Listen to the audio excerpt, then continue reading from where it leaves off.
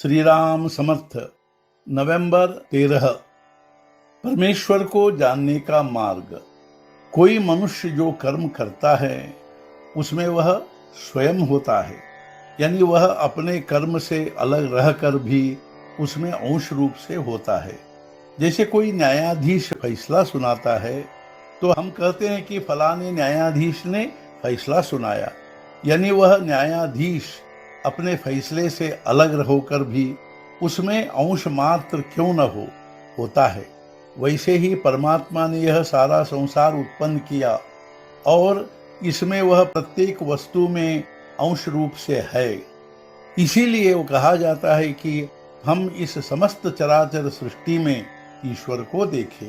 किंतु इस समस्त चराचर सृष्टि में ईश्वर को देखने के लिए हमें वैसी प्रबल इच्छा होनी चाहिए।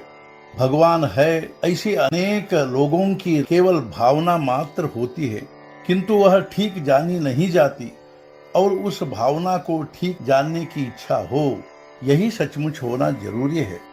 जिसे ऐसी इच्छा हो जाती है तो समझे कि उसका आधा काम हो गया।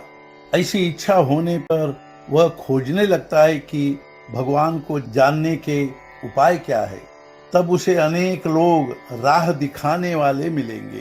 कोई कहेगा संन्यास लेने पर तुरंत ईश्वर की प्राप्ति होती है, कोई कहेगा ब्रह्मचारी रहने पर ईश्वर मिलेंगे, कोई कहेगा गृहस्थाश्रम वेदों ने श्रेष्ठ कहा है, उस तरह बरतने पर ईश्वर अपने घर चल कर आएंगे।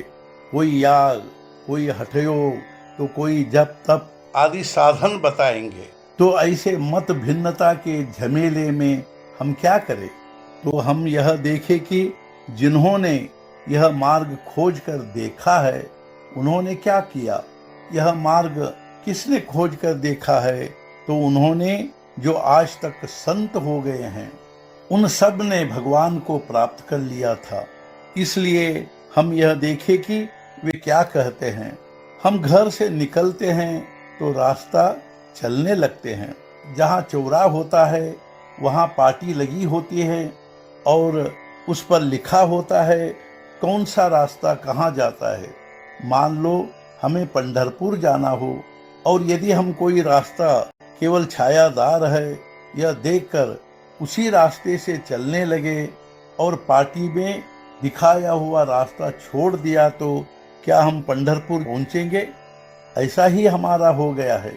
हम विषयों में ही आनंद मानकर उन्हीं में रंग गए हैं।